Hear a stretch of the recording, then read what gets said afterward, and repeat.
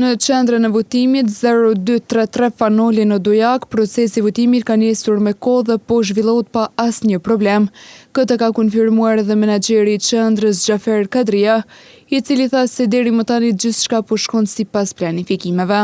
Jemi këtu në qendrën e votimit 0233 pra në Dujak, ku kemi ardhur për të parë nga afër se si qëndron gjendja deri më tani. Këtu pranë meje kam edhe menaxherin e kësaj qendre, i cili do të na tregon për më shumë detaje. Përshëndetje. Përshëndetje dhe juve. Në qendrën e votimit 0233 në fshatin Dujak, çdo gjë ka shkuar në rregull. Qendra e votimit është ardhur në ora 7. Vëzhguesit dhe komisionerët kanë qenë në qendrat e votimit.